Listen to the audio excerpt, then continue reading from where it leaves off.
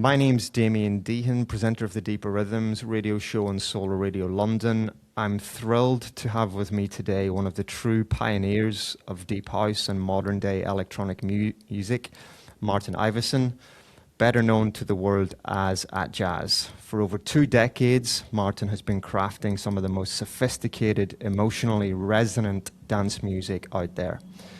His new album, Starbase 17, is nothing short of a masterpiece. 27 tracks of pure artistry that somehow manages to be expansive and intimate, adventurous, and of course, deeply soulful. Martin, welcome along and thank you for creating something very special for us all to enjoy. Well, thank you for having me on your show, Damien. It's a pleasure. Great. So let's just go back to the beginning, Martin. Where did the concept for this album start? I almost, I kind of want to kick myself in the teeth a little bit, because when I started this album, I wasn't ever going to make another Atjazz album. I always watch the industry, and I'm a little bit, I get a little bit disillusioned by things, and I was really into, before I made this album, I was making another album under my Martin Iveson guys, and I went on the radio with Atjazz Peterson in 2016, and we played one of the songs from there. And I was like, I'm really into this sound. I really want to stretch out in different directions and do music for me, so not so much for the scene, if you know what I mean. And I felt my ego kicking a little bit, and I thought, it's not really fair on myself or anyone else that's really into Atjazz if I don't continue this project the way people expect me to. So I gave myself a hard talking to and decided to make an album, but I needed the album to still give me the feels, that my Martin Iveson project was giving me, that freedom, that kind of, I'm doing it because I have to do it. I want to do it for myself and not just be led by trends or industry or however things are going or moving, but do something that, essentially is what my early career was built on, and that was making music because I had to do it. I have to get it out of my system. So I started Starbase 17. The reason it's called Starbase 17 is because I'm really into sci-fi anyway, as people probably realised of recent times. But I grew up in a house number 17, as did my partner Amanda. She also lived in number 17 when she was growing up. We're the same age, and I left home when I was 17 years old. I started my professional career at the age of 17. And the number 17 keeps popping up all the way through my kind of daily life. It happens all the time, I'll be on a train and my seat number will be number 17. It'll be something like that, So even gate numbers, like I was travelling quite a bit at the end of last year and my gate was always number 17 for some reason. So it just keeps coming back. And it's probably because I'm putting emphasis on the number that it's showing up, but, So the idea about the album was I needed to, for one, fix my disregard to Atjazz that I had at the time and actually embrace it and challenge myself to embrace all of the music I'd done from the beginning right up to where I was. And that means, exploring the memories I had doing That Something, Lab Funk, Full Circle, all the other albums I've been involved with, even the stuff with Julian, and learn from that and use that to my advantage, and instead of trying to do something new or, like I said, something that's on trend or whatever. My album is totally not on trend. It's just music, and I hope it really gives my past projects respect in that way, that I've not forgotten them, I've not disregarded anything, and I've fixed the problem I had with myself back in like 2018, whenever it was, before I started to produce this body of work. So with that, I thought, well, I'll do 17 songs. And I did, and then I did a couple more, and then I had a conversation with someone else, and a conversation with someone else, and then, anyway, then there was 21, and I thought, well, what I'll do is I'll release 17, and then I'll do the other 4 as like, little satellite tunes on the singles or something like that. And then I had another conversation, then there was 23, and it kept growing, and then Imani was in London with Omar and Natasha Watts at like a big event at Festival Hall or something like that. I can't remember what it was, but Imani came to sing in my town here, and she said, "I've got a bone to pick with you." And I was like, "Whoa, what?" She said, "Well, I saw Omar and Natasha the other day, and they said they're on your album, but I'm not." And I thought, "Oh no, I'm already at 26 tracks. What am I going to do?" So I had to make another song, and Imani came to the studio, and it turned out really well. So the album, with all that nostalgia, kind of feels, because of my past projects, etc., all the way from 1998 when I released that something. I also wanted to kind of stretch that nostalgia out to what I really enjoyed as a kid growing up, and what might have inspired me to be interested in music and science fiction and sound design and sound creation. And that's what the visuals are about. That's, you know, what the voices are about on the album. And the little bits of story, you know, there's not so much an ongoing narrative to the album, but it's just little fragments of foggy memories, I guess, and interesting, cool bits and bobs that, you know, were flying around. And I think the kind of multicoloured output of the album being, you know, some deep ambient dubby techno with Charles Webster, or a very connectable new soul record with Omar and Natasha Watts, for instance. They're very, very opposite ends of the spectrum, but I'm hoping that the kind of emotional content is still kind of intact and flows through the middle of all the different songs. So there was no original concept. It kind of grew as I was thinking about things, as I was making the music and kind of coming to terms with, you know, I've really got to kind of concentrate on this Atjazz thing. Mm. And obviously any album of 27 tracks, and there aren't many of those around, covers a lot of grounds and a lot of different styles. But is it fair to say that like every great album of the last 50 years, there is like a foundation, which appears to be, it's essentially at its heart a soul album that kind of goes in different directions? Yeah, I would say that if I had to call it one thing, it would definitely be a soul album, if not an electronic soul album. Although there's quite a lot of live songs on there, and, you know, or live sounding songs. But yeah, you know, I think conceptualizing something eventually works as well. You know, your music can be anything, but you just to have some sort of art idea behind it to help people connect with things as well really helps. So I think that on a visual level, it's a soul album as well. You know, if people of my age will understand the visuals, and you know, my fans of my age will definitely understand the history of my music. And I know all of them are big soul fans, you know, so... You've talked about your previous work, and in terms of this album, where would you say it's familiar to what's gone before, and where have you pushed yourself into new territory? I think before I really got into house music, I was super into trip-hop. Like, my vinyl collection, which only part of it is here, is collections of like really, really big and very nicely looked after collections of music from Mo Wax, Acid Jazz, Yellow Productions, Early Sonar Collective, Compost Records, Kyoto Jazz Massive, you know, all these kind of things. And for me, trying to keep interest and keep that kind of initial interest and excitement about music is really important to me. So, you know, the word trip hop isn't used very much these days, but it was definitely a big thing when I was when I was producing, and also led on to other people doing great things. You just have to look at Bob Sinclair, for instance, from being the mighty Bob to where he is now. It's, you know, it's massive, but if he hadn't done that, he wouldn't have gotten to where he is today, doing the music he's doing today.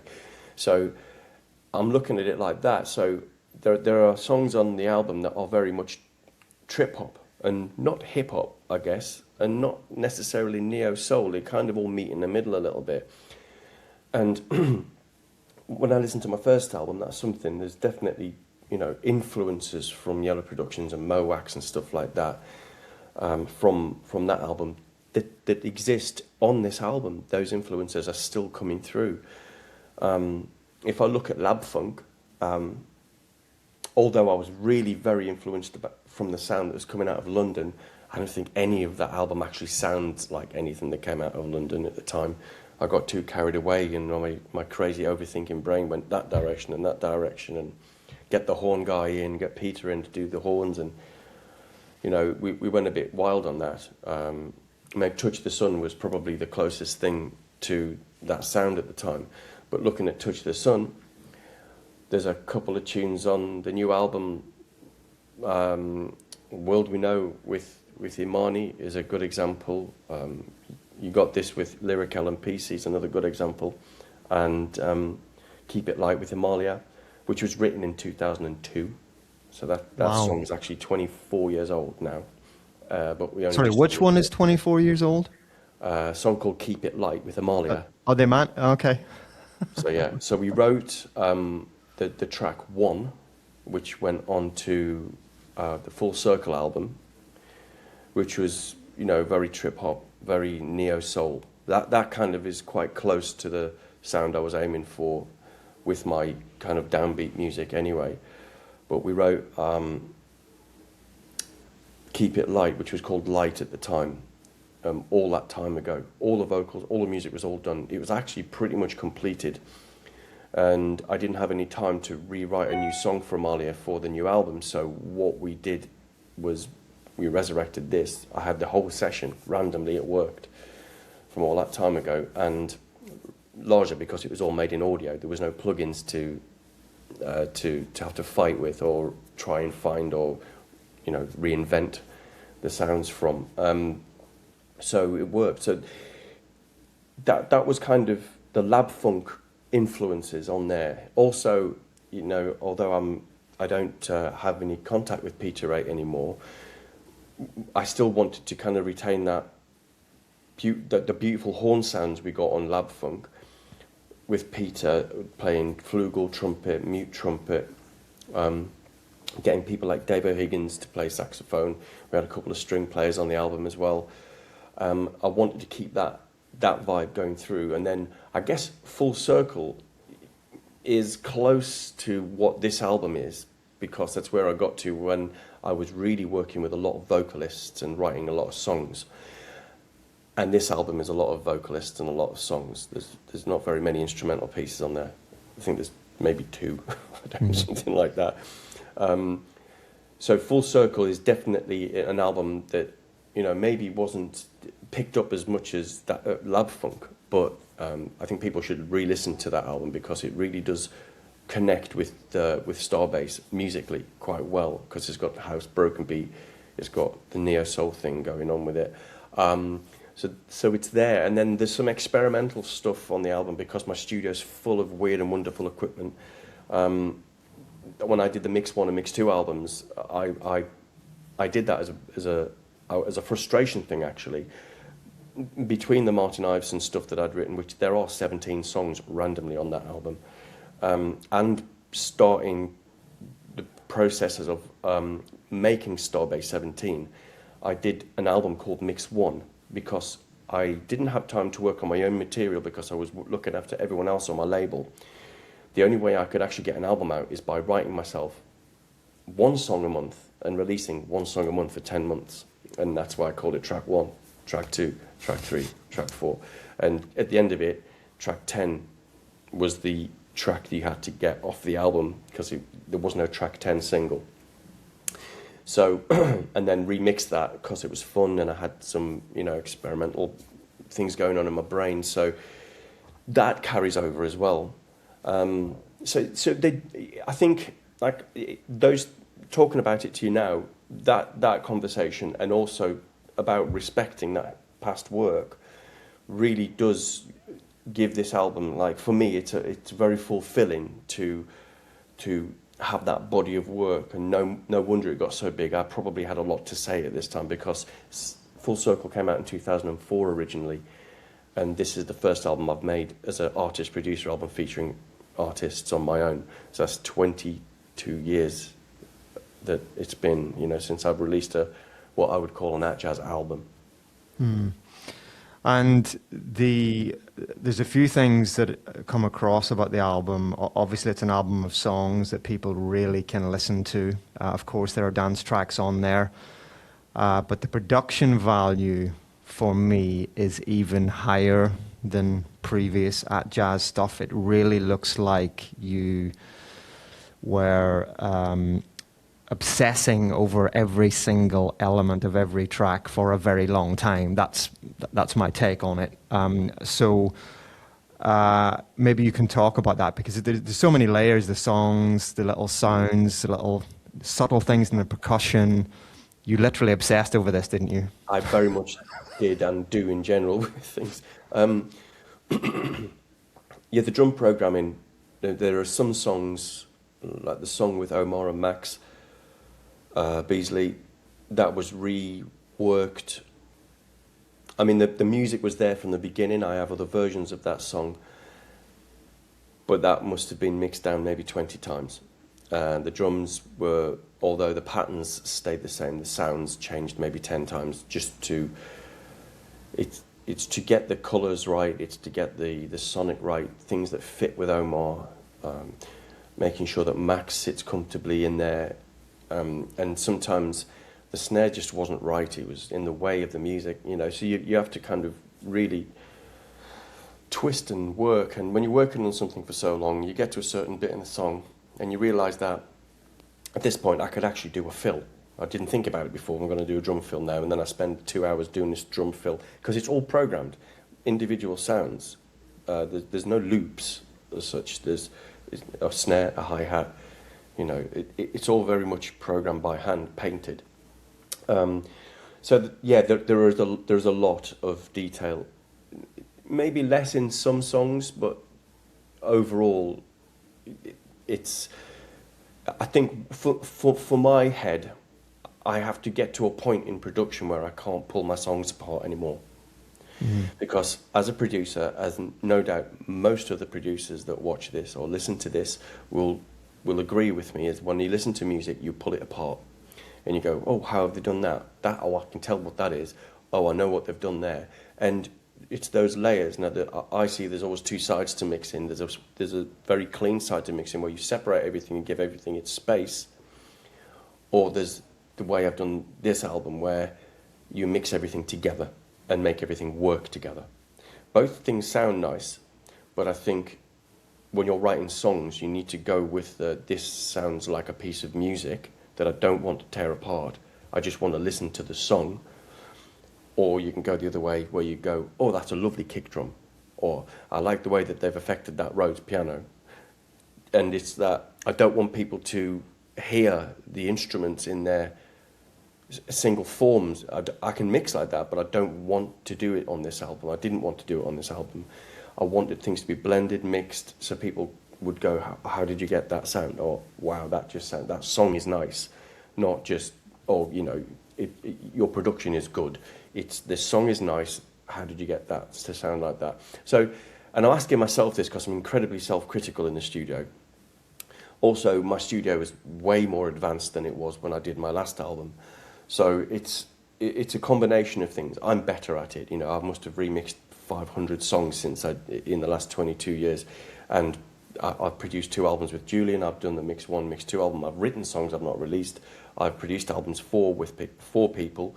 I've mixed projects down for people. And in that time, you're just constantly learning all the time and getting rid of that problem, realizing that's not actually a problem. It was a problem because you were doing this to it.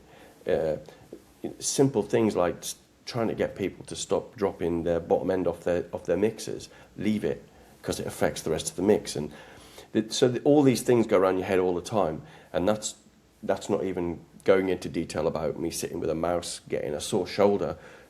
editing a hi-hat for 2 hours, you know, trying to get on. And if you think about how much music there is on this album and how detailed I've made everything, and the way that every single sound means something to every song, yes, I have obsessed about it.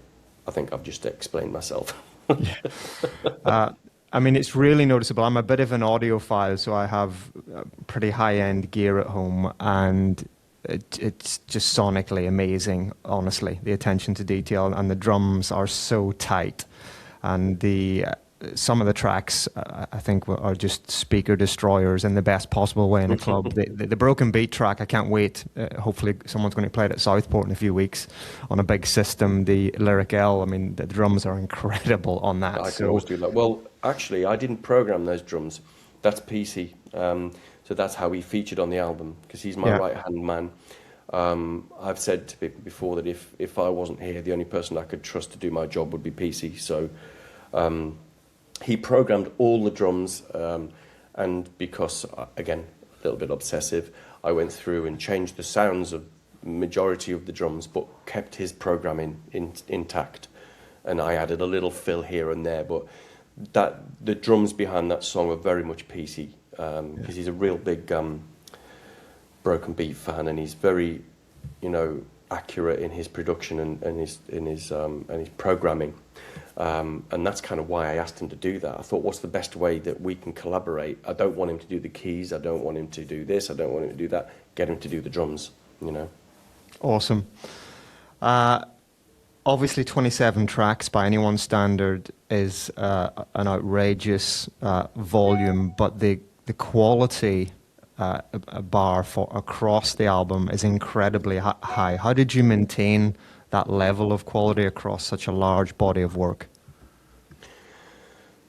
Going backwards and forwards constantly. So for instance, when there was maybe one song, let me get my head here. There was one song that I didn't really touch after making it, and it was a song called Shine with Rona Ray. I kind of hit the values I wanted to hit with this song. It's quite basic in its actual build. So the drums are a Roland 707, they've been put through some very expensive equipment to make them sound as they are. The chords are from I have to talk about the technicalities of this one. The chords are from a unit called a Minimax ASB, which is a 12-note polyphonic mini Moog replica. So that's why they sound so thick and growly. They're very, very rich and heavy. The bass line was done on the Rhodes piano and 2 layers of the mini Moog synth, the real one, and one cello, which is actually a plugin from a company in Italy called Swam, who provide me with their plugins. So it's just that, just one singular cello on the top of that created a really nice arrangement of sound. And the beauty behind the kind of music, and then the Rhodes over the top, and Rona's incredibly technical abilities over the top of that with her voice, really gave that song, I don't know, like it was almost like the midpoint of the album for me. Everything surrounded that song. So whenever I was working on a song later, or I'd written one prior to that, I would use this song as a reference point and go, well, is it as good as this? Why is it not? Oh, because the chords aren't loud enough, or the bass isn't heavy enough, or I need to move that, I need to rebalance the kick, I need to So it was always coming back to this one song, I think. That, listening to the Omar and Max tune, because these 2 songs I kind of very much worked on at the same time, and the tweaks on the Omar track and Max track were a lot, but not so much on the Rona. But I was quite happy with them both throughout their kind of lives. But the one with Rona I hardly touched at all from it being finished initially to it being released. There's been hardly any tweaks. I think I added one synth at some point. But the rest kind of, they had to match up to what I felt about this particular song, I guess. Yeah. And Were most of these songs recorded in person in the studio with the artists? No, in fact, only a couple. So the song with Lyrical was recorded here. The song with Imani was recorded here. Well, you fooled me because I thought maybe that's why it sounds so deep and No, rich. not at all. I mean, Okay. the length of time spent on, you know, editing and producing vocals and de-essing and EQing and, you know, even going back to the Rona track again, listening to another song, maybe someone hasn't got a mic quite so good as that, or the surroundings where they recorded, they couldn't get it to sound great, so you have to deverb things, you have to clean things up, you have to enrichen things, and then once you've done that, you've got to then fix it afterwards. The layers of production on the vocals are quite crazy in some cases. But I think there's only 3 songs. Natasha Watts, Lyrical, and Imani are the only 3 people that actually recorded in the studio. The rest was done remotely, yeah. Wow. And you've had all these different artists and voices on the album. How has working with all of these different collaborators and their energies evolved you as a producer? Everyone on the album is really means a lot to me anyway. They're really people that I've wanted to work with, or I have worked with that I wanted to work with again, or that I've got a long-standing relationship with. People like Clyde Beats,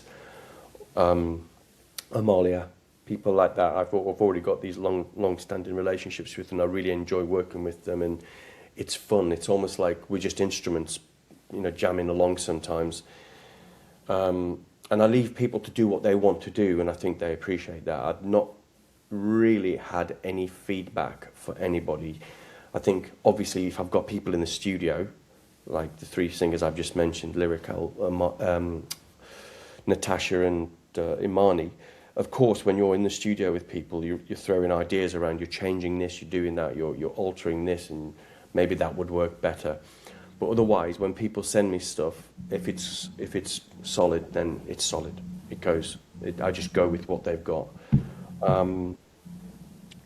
It's been really nice. Omar had been obviously a very high-end artist, was incredibly brilliant working with that guy. He's so sweet. He's such a nice person.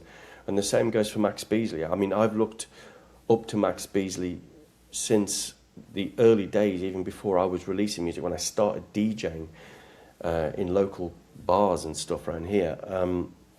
I was playing Max Beasley's High Vibes back then, and I really watched him as a musician, playing in, you know, different bands in Incognito. I used percussionist in Jamiroquai, as I remember. He played drums for Take That on tour. Lisa Stansfield, all these, you know, great people he's worked with. And I really thought that he's such a genius musician. He plays so many instruments, and he plays them all to such a high standard. His drumming's incredible. He's an amazing pianist. If anyone's not heard his last album, they should check it out, Max Beasley's High Vibes. And his percussionist skills are just phenomenal. And he's got a really good backstory about his music. But I didn't know how to approach Max, obviously, because Max has been on TV quite a lot and been in a lot of movies. And he was like, yeah, just send a tune. Let's jam it out, sort of attitude. I was like, okay. And then he called me on FaceTime. That freaked me out a little bit. I wasn't ready for that. Starstruck is not my best state. A few artists will know that. I can't really deal with being in the same room as certain people. So, yeah, I was very starstruck. Yeah. Awesome But yeah, story. everyone's been absolutely phenomenal. Okay, great. So, in terms of the next few months for the album, are there any plans for remixes from other producers, or surely some Galaxy Art dubs or Astro reworks? There will be a special project coming out called The House of Starbase 17. And although it will not contain remixes by the usual suspects, I'm not really wanting to work the album this way, where it just gets remixed left, right, and centre. I really want these original songs to kind of stand on their own, you know, and just be what they are. But I do have a couple of very nice remix favours that are due to me, which will come later in the year, maybe at the end of summer. So there will be something. I'm also reworking a couple of songs to work on specific platforms. But otherwise, it's not kind of, I don't want to play this album the same way as I've played my other albums. I want it to be just a body of work that people can listen to, you know. I haven't forced the buy my record thing down people's throats. I want people to just go to the streaming platforms where they've already, you know, whether a member or they listen for free, and check my music out. That's really my goal here, is to get as many people as possible to listen to it and get some kind of idea if people are still into what I'm doing, you know. And vinyl, when's the vinyl drop? It's in production, so I'm hoping that the vinyl is going to be with us at the end of March. It's a tri-fold triple 12-inch, so it's a new format, so you get two vinyl on one side and one vinyl on the other side, and the middle is empty, so it flips and flips, and it's a full art thing, and the inside's printed as well, so I'm very much excited to get the vinyl, I have to say. But also I'm making a card game, so everyone that's featured on the album has their own avatar that I've created in a very, very old version of AI in order to get that kind of 1960s, 1970s comic book painted on bad paper look kind of thing. So I'm making 500 packs, limited edition kind of trump cards. So 55 cards in each pack. And then there's going to be an animated version of that for each artist online as well. So if they wish to battle online, they can. Fantastic. Well, I can't wait for the vinyl. It'll definitely be on my shelf when it comes out. So in terms of Atjazz Record Company for the rest of 2026, anything else exciting in the works? There's so much, yeah. And there's quite a few album projects coming out this year, actually. One of which is the remix album of Alexander Flood's Artifactual Rhythm. We've got some really amazing remixes by Close Counters. We've got Oliver Knight, PC on there as well. Fred Everything. I've done a remix on there too, which I finished yesterday randomly. And that's going to be a really nice bodywork, and hopefully that'll be hitting on vinyl as well. Alex has also done a rework of one of his own songs on there, as I remember he's doing. Yes, he is. And then I've been, although people don't know this, I've produced another album for a singer called Sarai Jazz, who was on my album a couple of times as well. She's a friend of mine, lives very nearby. She's a vocal teacher, vocal coach. She teaches jazz and modern singing techniques. But her album is almost there now. We've been working on that for a few years, so I've just got to do the final process of mixing that down. Then we've got an album from Mr. Doris as well, and then there's many. There's a new Clyde Beats album. There's Clyde Beats and Sabrina Child have got a new project. They've got a new album to drop. So it's really all about the albums this year. A new album from South Beach Recycling as well.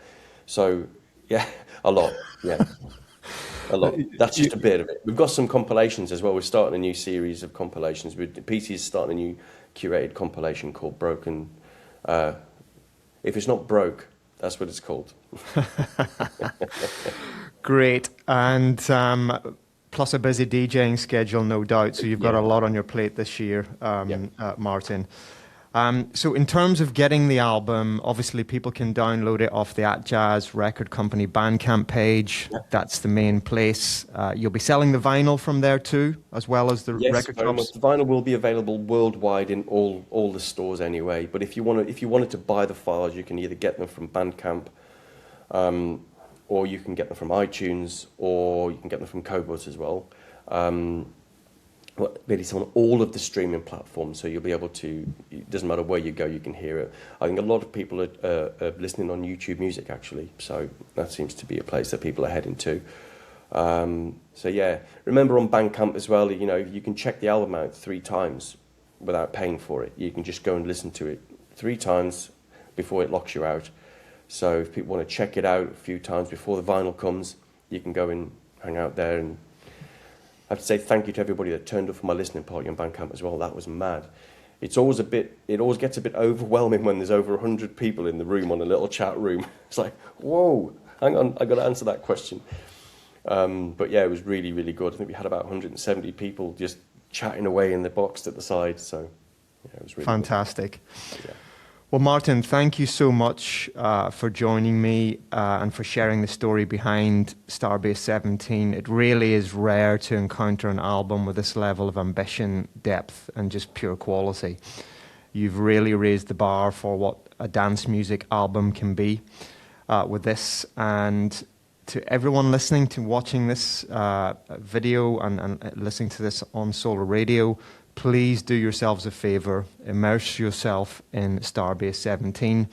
It's an album that rewards every listen, and it reminds us why we fell in love with this music in the first place. Martin Iveson, aka Atjazz, House Music Royalty, thank you, sir. Thank you.